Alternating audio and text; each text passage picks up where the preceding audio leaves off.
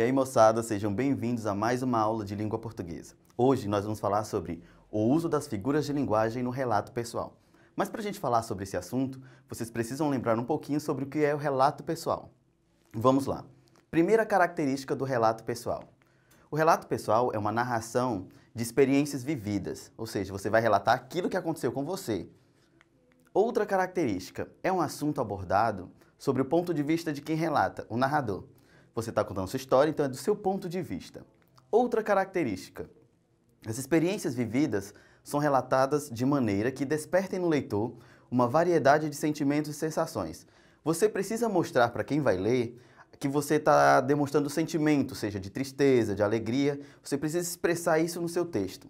E a última característica é que é comum a utilização da linguagem no sentido figurado. Lembrando dessa última característica do relato pessoal, o que a gente vai fazer agora? Para a gente poder entender as figuras de linguagem, nós precisamos entender duas características principais, que é a denotação e a conotação. Para que vocês compreendam, nós vamos começar pela denotação. O que é a denotação? A denotação é a palavra empregada no texto em sua significação usual, literal, referindo-se a uma realidade concreta ou imaginária. E a conotação, o que é? A conotação é a palavra que é empregada no sentido figurado, associativo, possibilitando várias interpretações. Ou seja, o sentido conotativo tem a propriedade de atribuir às palavras significados diferentes de seu sentido original. Lembrando, então, uma distinção entre denotação e conotação. A denotação, ela trabalha com a realidade concreta, com os fatos como eles acontecem. A conotação, ela dá aquele ar mais figurado, aquela animação um pouquinho melhor no texto. Aquele momento que você pode usar de sentimentos abstratos, de situações não mais sólidas, mais interativas com sentimentos e coisas assim. O que é o sentido figurado? Vamos ver um exemplo para que vocês possam perceber a diferença. Primeiro exemplo. Aquele chocolate é amargo, não gostei. E aí nós temos outro exemplo, que é João é um homem amargo, está sempre de péssimo humor. Desses dois exemplos, nós temos a mesma palavra, amargo. Só que uma tem um significado e a outra tem. Numa delas nós vamos perceber a denotação e na outra a conotação. Na primeira, nós temos o amargo no sentido denotativo, no sentido real, próprio, que ele é amargo mesmo, é aquilo que nós sentimos. Na segunda frase, não. Na segunda frase, a palavra amargo ela é utilizada com um novo sentido, que não é real. Afirmar que João é amargo significa dizer que ele é alguém desagradável. Percebam bem que essas duas palavras são iguais, mas o sentido delas muda. Uma trata fielmente do que é e a outra trata um sentido figurado, uma característica desse personagem. Para evidenciar o uso da linguagem figurada nos textos, inclusive em relatos pessoais, os autores lançam mão de figuras de linguagem. O que quer dizer isso? No relato pessoal a gente usa muito isso. Então é uma característica sólida do relato pessoal. Você sabe o que são as figuras de linguagem de fato? Aqui a gente vai tentar mostrar para vocês um pouco do que podem ser essas figuras de linguagem e como vocês vão usar elas no relato pessoal. Figuras de linguagem são formas de expressão utilizadas com sentido figurado, ou seja, em contextos que geram um sentido diferente daquele que convencionalmente são empregadas. Elas valorizam o texto, contribuindo para que ele fique mais expressivo, original, ou para que consiga transmitir por meio de palavras uma emoção ou sentimento. Então, o que é o papel das figuras de linguagem no texto de vocês no relato pessoal? É transmitir para quem vai ler sentimentos, aquilo que você sentiu no momento que aconteceu, é o papel da figura de linguagem. Fazer transparecer para o leitor o mesmo sentimento que você teve, certo? Que tal a gente analisar, então, uma figura de linguagem num relato pessoal? Nós vamos trabalhar um texto que é Banhos de Mar, de Clarice Lispector. Nós não vamos trabalhar ele na sua totalidade. Vocês podem acompanhar no blog que tem aqui, que vocês podem lá clicar e acompanhar isso com mais tranquilidade o texto todo. Nós vamos tirar alguns trechos aqui que vão facilitar a interpretação de vocês em relação às figuras de linguagem. Vamos fazer uma leitura e nessa leitura quero que vocês percebam as palavras, aquelas palavras que dão outro sentido para vocês, que levem vocês a algum sentimento ou alguma curiosidade. O texto diz assim: meu pai acreditava que todos os anos se devia fazer uma cura de banhos de mar. E nunca fui tão feliz quanto naquelas temporadas de banhos em Olinda, Recife. Meu pai também acreditava que o banho de mar salutar era o tomado antes do sol nascer. Como explico o que eu sentia de presente inaudito em sair de casa de madrugada, pegar o bonde vazio que nos levaria para Olinda, ainda na escuridão. De noite, eu ia dormir, mas o coração se mantinha acordado em expectativa. E de puro alvoroço, eu acordava às 4h pouco da madrugada e despertava o resto da família. Vestíamos depressa e saíamos em jejum. Saíamos para uma rua toda escura, recebendo a brisa da pré-madrugada, e esperávamos o bonde. Atravessar a cidade escura me dava algo que jamais tive de novo. No bonde mesmo, o tempo começava a clarear e uma luz trêmula de sol escondido nos banhava e banhava o mundo. Eu olhava tudo. Há poucas pessoas na rua, a passagem pelo campo. Passávamos por cavalos belos e alvos como a neve, que esperavam de pé pelo amanhecer. Eu não sei da infância alheia, mas essa viagem diária me tornava uma criança completa de alegria. Minha capacidade de ser feliz se revelava. Eu me agarrava dentro de uma infância muito infeliz, a essa ilha encantada que era a viagem diária. No bonde, mesmo começava a amanhecer, meu coração batia forte ao nos aproximarmos de Olinda. Finalmente saltávamos, mudávamos de roupa nas cabinas e nunca um corpo desabrochou como o meu quando eu saía da cabina e sabia que o meu esperava. O que é mais interessante nesse texto que nós vamos analisar agora é algumas características peculiares que vocês podem perceber que, ao ler o texto, a gente sente uma proximidade. Primeira característica desse texto, nós percebemos que o título está adequado ao enredo da história, pois mobiliza o leitor para a leitura. Outra análise que fizemos.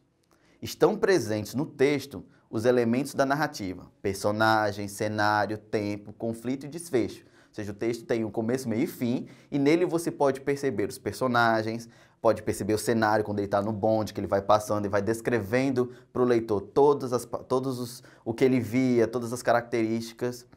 Outro elemento que nós analisamos é que essa história apresenta uma experiência vivida e há uma sequência de acontecimentos marcantes da vida da narradora, contados de maneira bem subjetiva, com uma linguagem bastante expressiva, inclusive com o uso de algumas figuras de linguagem.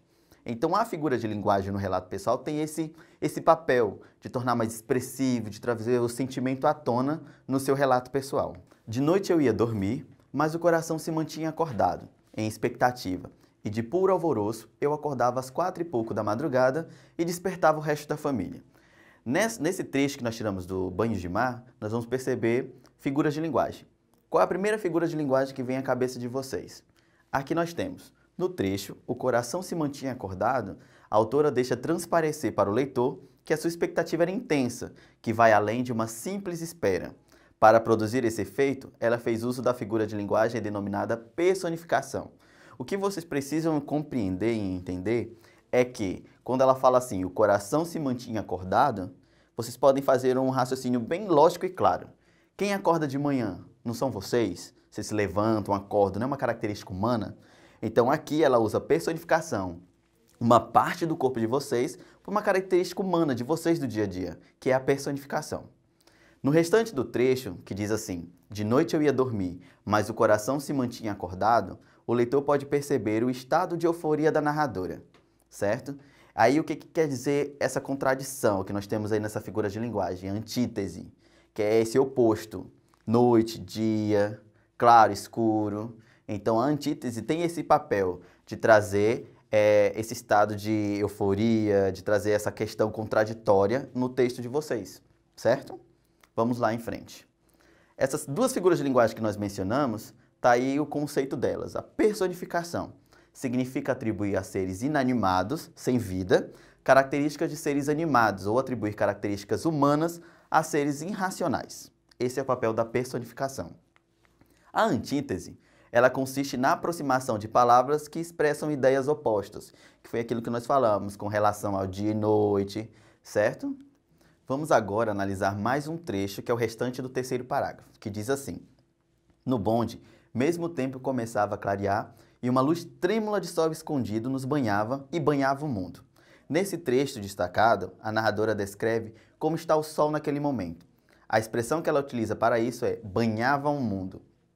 Faz o leitor sentir e imaginar quão forte o sol estava e como era importante para ela. O que provoca essa sensação no leitor é a forma exagerada como é colocada, certo? Então, ela faz uso de uma figura de linguagem conhecida como hipérbole, que tem esse papel no texto de vocês, de relato ou qualquer outro texto, de fazer o exagero.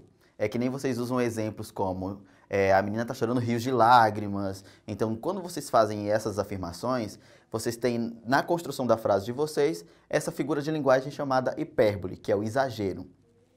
Aqui nós temos o conceito da hipérbole, que consiste no emprego de palavras que expressam uma ideia de exagero de forma intencional. Você não fez porque, por acaso, você teve a intenção de fazer, certo? Então, a hipérbole tem esse papel de exagero. Vamos reler agora um trecho do quarto parágrafo. Passávamos por cavalos belos e alvos como a neve, que esperavam de pé pelo amanhecer. Eu não sei da infância alheia, mas essa viagem diária me tornava uma criança completa de alegria. Nesse trecho, a narradora torna a cena descrita mais rica em detalhes.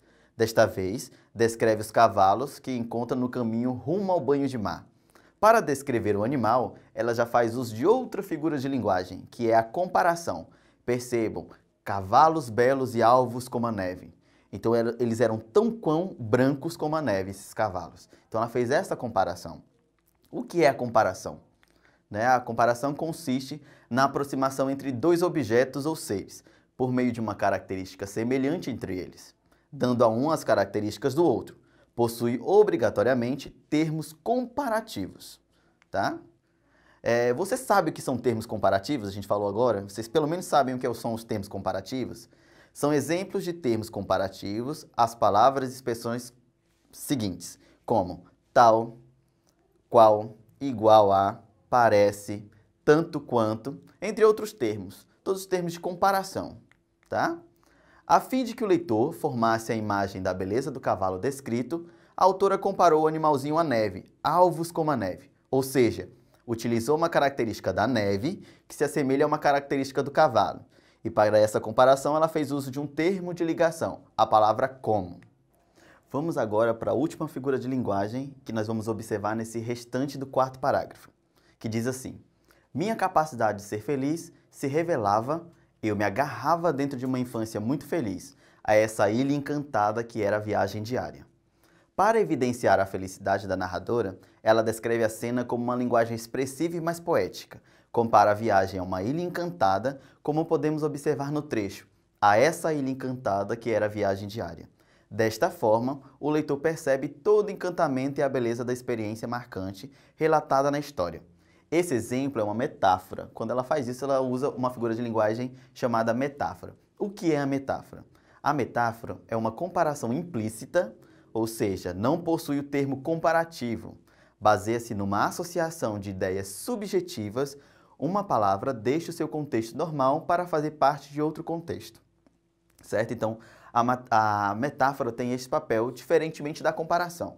A comparação nós vamos ter os termos comparativos lá, para demonstrar isso para vocês. A metáfora não, ela é mais implícita e não vai ter esse termo comparativo, certo? Vamos agora para o exercitando. Chegou o momento de avaliar o que aprendemos. Que tal fazer a leitura de mais 2 trechos do relato pessoal Banhos de Mar e responder as questões? Vamos lá. Questão 1. Analise o trecho e identifique a figura de linguagem utilizada. Nesse trecho, vamos lá ver se a gente descobre qual é a figura de linguagem. O mar de Olinda era muito perigoso. Davam-se alguns passos em um fundo raso e de repente caía-se num fundo de 2 metros. Que figura de linguagem nós estudamos hoje que cai bem nesse trecho? Vamos ver se vocês descobriram. Nesse texto, observa-se a figura de linguagem antítese, na oposição de ideias entre os termos fundo e raso. Fundo, vocês já sabem o que é o fundo. Fundo, uma coisa bem profunda, algo que é longe de se alcançar. E raso não. Raso é aquilo que está mais superficial, mais perto. Tá? Então aí nós temos a antítese. Vamos agora para a questão 2. Vamos ler esse trecho e analisar que tipo de figura tem e por que é essa figura. O trecho diz assim: o cheiro do mar me invadia e me embriagava.